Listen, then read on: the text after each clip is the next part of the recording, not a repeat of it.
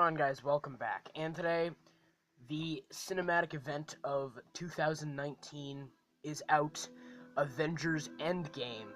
Now, today I'm going to be finishing off re-reviewing MCU movies today with Avengers Infinity War.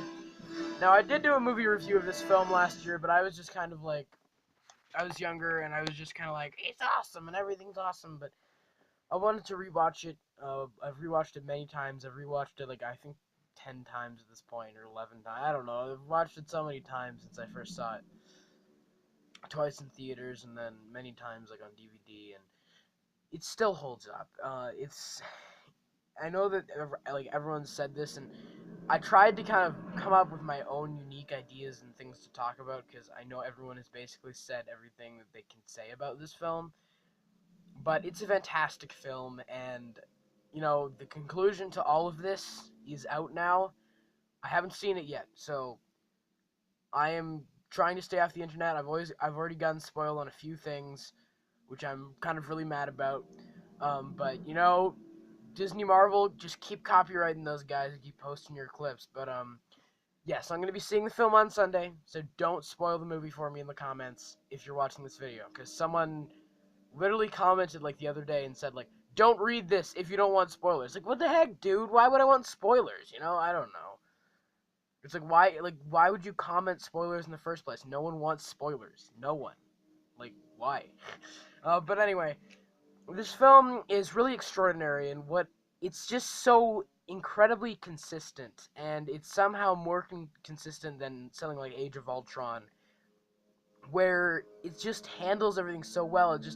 It brings all these characters together, and they all feel consistent. They all feel like they're characters, and I understand that people have been talking, the main criticism I saw when the film came out was that some characters can do things that feel out of character. I don't think anybody feels out of character in this film, and like I said, I remember a few days ago when I did my Age of Ultron review, I said how I don't get the vibe of excitement when I watch this film or the first Avengers. When I watch this film and the title card comes up, Avengers Infinity War, da da da da da da da da, I get goosebumps. Thanos is coming. Who? I get so excited, and it's such a well-paced movie. There's never a dull moment. And when it is a dull moment, unlike Age of Ultron, where the characters will sit around and just deliver you exposition in a lazy way, they actually do it to advance the story, or they do it to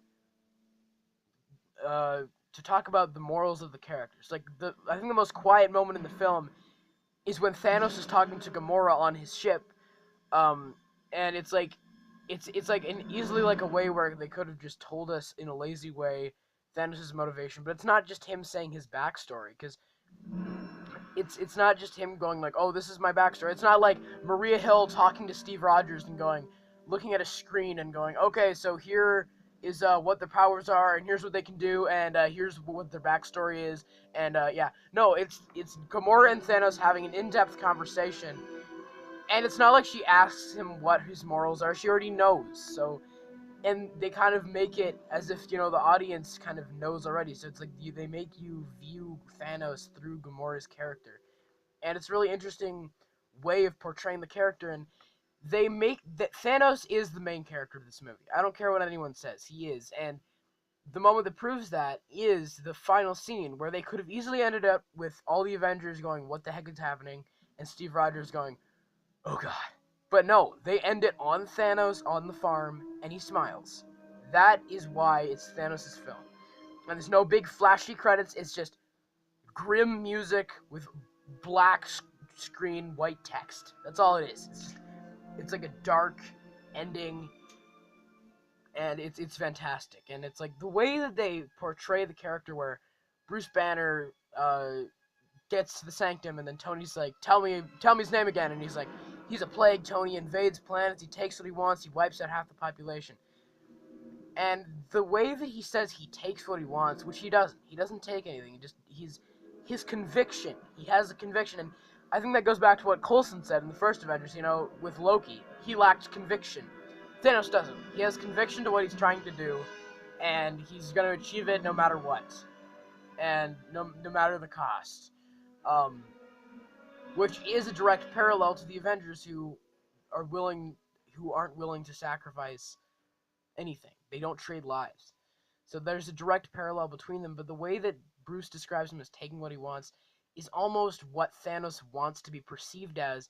And then when he's talking to Doctor Strange on Titan later in the film, he kind of opens up to him and kind of tells him who he truly is. And I think that's just wonderful. I think that's really great character direction. It's not like Age of Ultron with lazy exposition and characters just bursting out into like, this is my backstory, like Black Widow being like, I got sterilized, or Quicksilver going, our family got blown up by shells, or whatever the heck. No, it's him, and it's natural character progression.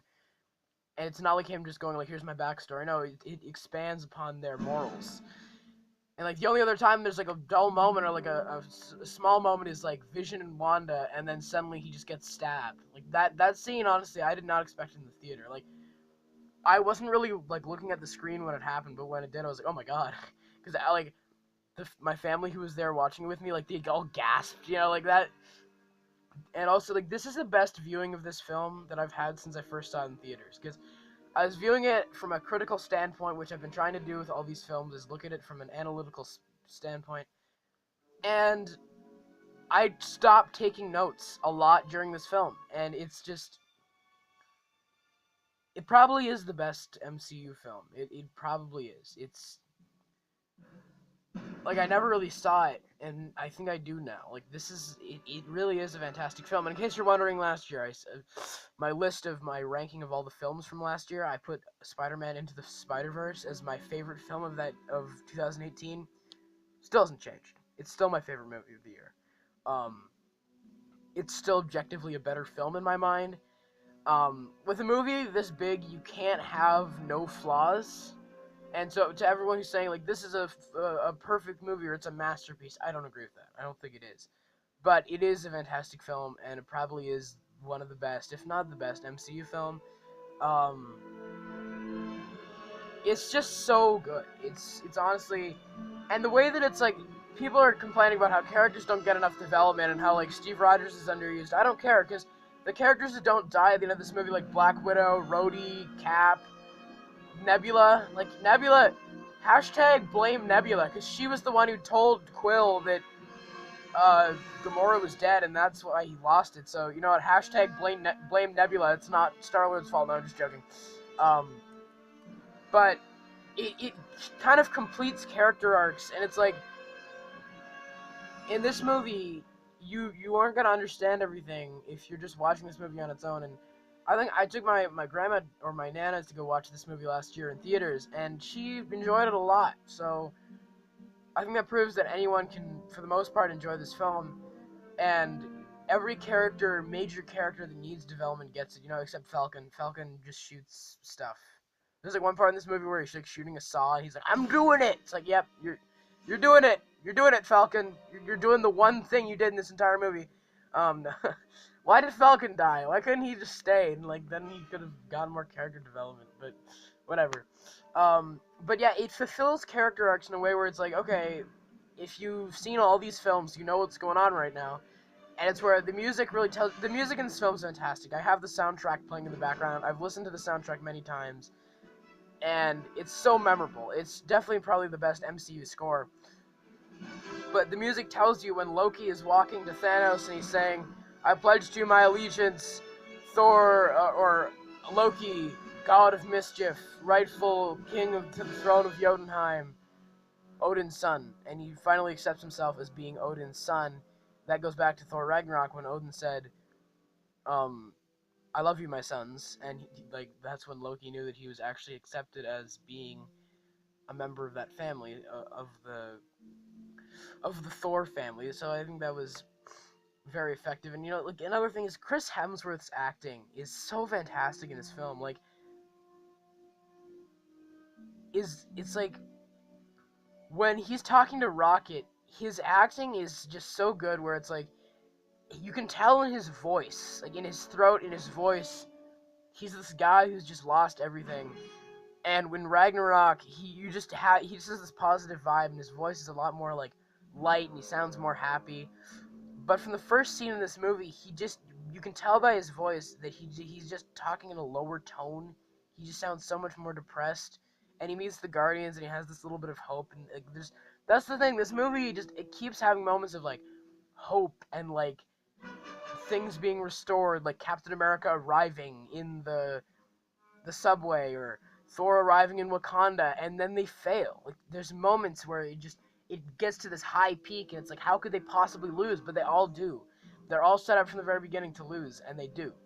And the ending is like, I didn't cry at the ending. I almost cried when Spider-Man died the first time. But this is the most impactful viewing of this film I've had since the first time I watched it in theaters. I think you can't oversaturate yourself watching this movie too many times. I don't think I did, but I was making a lot of stop motions and stuff, so I rewatched it a lot of times last year. But this movie's so fantastic, and the follow up is out today. But yeah, the way that it fulfills character arcs like Loki, and then Rhodey. Rhodey has a character arc, and I said this in the first one where I said I think Rhodey got a little bit of character development. My family was like, no, he does. And it's when Ross says, okay, I saw your signature on those papers, Colonel, and he says, well, I've changed my mind, or whatever the heck. That shows that he has decided to, that was his whole life. That was his life's work, and he's willing to put aside his differences with Steve from Civil War, and willing to, basically turn on the government that he's a part of, and he was the Air Force colonel, and he's willing to turn on all that to help protect the world. And I think that is a character arc. That is a development for that character, and I hope that his character development gets further in Endgame. But yeah, I think that moment is actually pretty important to that character. And the movie, like, the moments where they don't use music in this movie feel right. Like, at the end, when the snap happens and everyone's starting to disappear, there's no sound. And when Gamora is telling Thanos, hey, you failed, and, and then he turns around and you just hear, boom, boom, boom. It's like, there's no music. And then once it happens, it's just like, man, it's like, Thanos looks so good. Like, his character, like, the CGI, the way he looks, like, there's, like, one shot of him on top of the mountain in Vormir, or whatever the heck, and he just looks like a real person, and he exhibits real emotions, and he looks so good. All the CGI in this movie really does look incredible. There's one shot where they're in Wakanda, and the villains are at, like, the force field wall, and Proxima Midnight is, like, slicing her sword across the shield. It looks really bad, but that's, like, the only shot in this movie where it looks bad at all. Like, everything else, this movie is beautiful. It looks beautiful. Like, I was saying how Age of Ultron had a weird look. Like, it looked weird. This movie doesn't. This movie looks beautiful from frame one. And just the opening, I know everyone's brought this up, but the opening is just so dark. And it's so good. Um,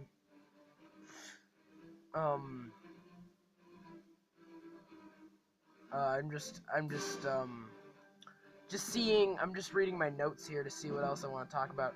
Oh yeah, there are really subtle, nice little moments throughout this film, like at the beginning when they're flying in the ship, and then they're like, "What do we do if they don't give us what we want?" And then Drax is like, "We steal their stuff," and then Peter's like, bingo, and then Gamora's like, what? And then he's just like, no, just ignore that. It's like, there's little subtle moments, and what I thought was really interesting that I never noticed before is they purposely have the shot where Amanda says Thor has experienced, like, tremendous guilt and loss, and Groot looks up from his game, and that's the thing, like, throughout the rest of the movie, Groot never looks up from the game, but I found it interesting to when she said that he looked up. I found that kind of interesting.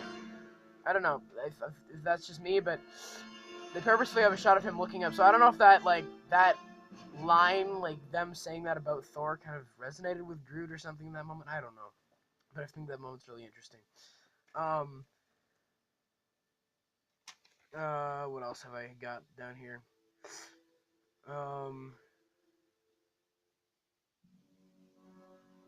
Oh yeah, Wanda's powers are extremely confusing, and this isn't a problem with this film. It's a problem with, and there's a problem with the timeline and the backstory of Thanos. if you want to know what that problem is with the timeline, go watch my review of the first Avengers film that I did like a few weeks ago. But Wanda's powers are inconsistent. It's like with Age of Ultron, her powers were mind control mainly, and then she could like create force fields. And then in the other two movies, she just uses them to like make things float around. It's like, so what happened to mind control and like telekinesis or whatever the heck? Like she never uses that again. Why doesn't she ever use that? It's like, was that just her power in Age of Ultron? It's like, oh, this is just her power in this movie. She never uses it again. Like what? And I'm not entirely bought on the Vision and Wanda relationship, and it's fine if you find that moment at the end impactful, but to me, it just never really like was sold to me. It never really was like, oh my gosh, like it's so emotional because it feels like it's more impactful in multiple viewings, I think.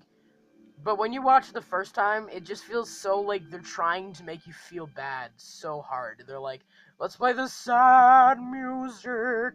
Or like, okay, I'm sorry, this is kind of mean, but like, I know it sounds like I'm saying bad stuff about this movie, but I love this movie. This is one of, if not the best MCU films, and one of my favorite films of 2018, as you already know. But it's just like I'm not entirely sold on that because like in Age of Ultron, there's one moment where like he picks her up, and it's kind of like a little romantic moment, like when he saves her from the city exploding, Sokovia exploding. And then in Civil War, they develop that, but like it's just like by the time you find them in this movie, they've been like on the run for like 2 years, and we don't know anything about what's been going on, and their relationship is clearly advanced. So it's like, so she's dating a robot, okay, robot boyfriend, okay. Wanda, I know I know you've had a tragic life, but is it really gone to this? Sorry, but yeah, it's just I was never entirely sold on that.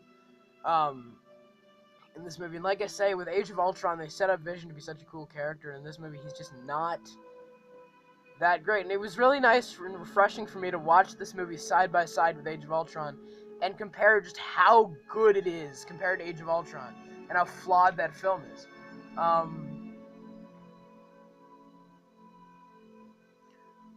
And then what I think is the defining image of this film is with all this about Thanos and his backstory, and I think the defining image, the defining shot of this entire film is when it shows, um, like the shot of Thanos and he's like with little Gamora and he's showing her how everything is perfectly balanced, and then behind them you see the one half that is alive and the one half that is just mowed down by all the aliens, and it's just that is the defining image of this entire film. Thanos, like, deceiving people, or not deceiving them, but, like, Thanos there teaching young Gamora how to balance things perfectly, and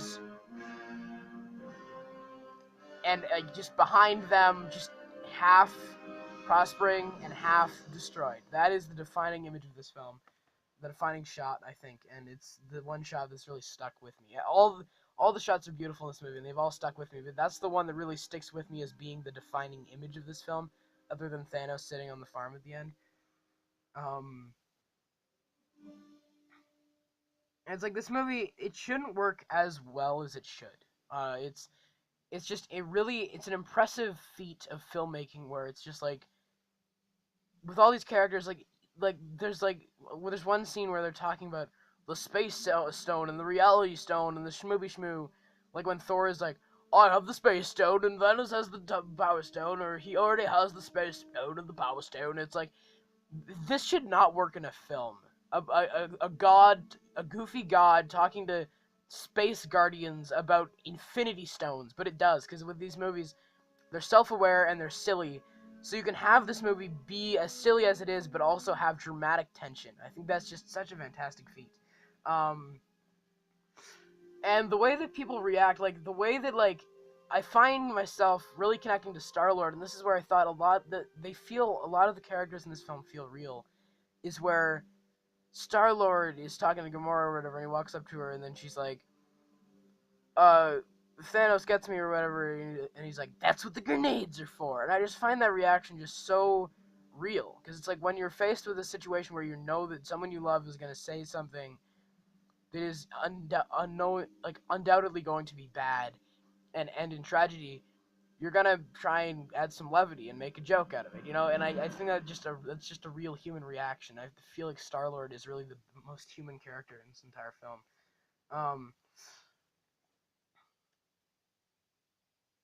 And like the music can almost sound cliche as well. Like the music can almost sound cliche at times. Like it almost sounds like a horror movie at some points where it's like, "Grrr," but no, it works. It works. It feels right, and the score, like I said, is fantastic. Um, Now, this is another like small negative is how does Bruce get to the Avengers HQ? So he calls Steve, says Vision's in trouble.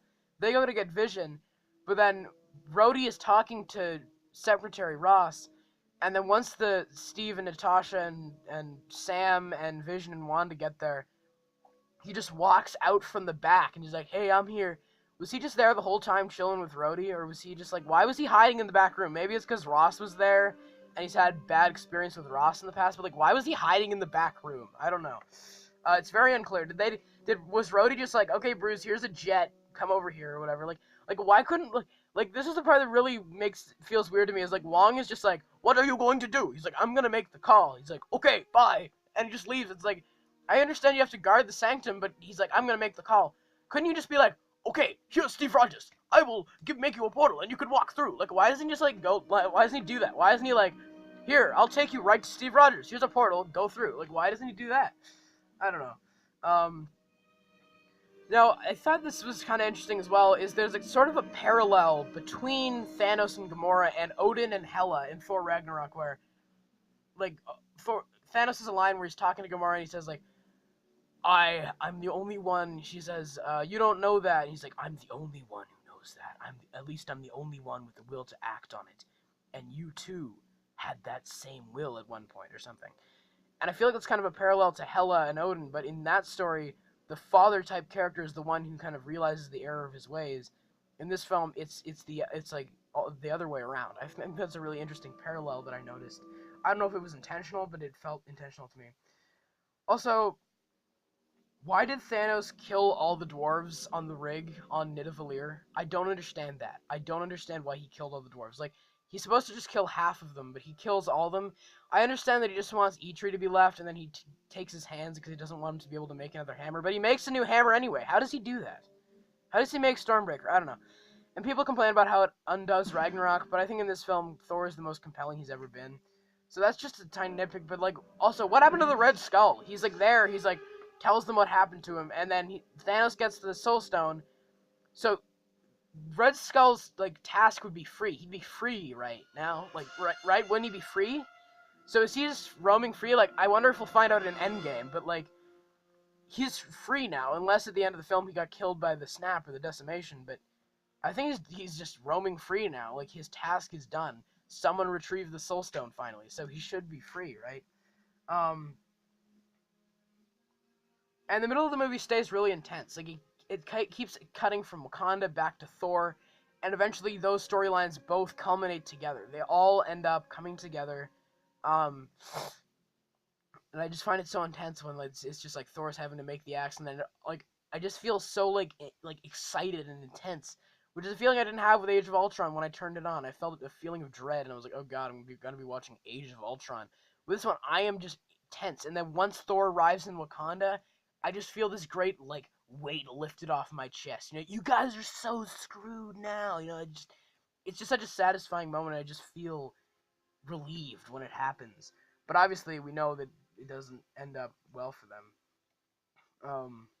There's a really dumb wink at the camera moment as well, which is the one moment of this movie where I feel like it was a little bit too much like, hey, audience, wink at the camera, where Thanos gets the time stone and he goes, looks at the gauntlet and goes, 1 to go. I feel like that was too much of a wink at the camera moment, and when I was watching with my sister, she was like, oh yeah, well I actually like that because I needed that. Exactly. That's all that was, is to clarify to the audience that he still needs 1 stone. That moment's so stupid. It's just a stupid wink at the camera moment. I just find that really dumb.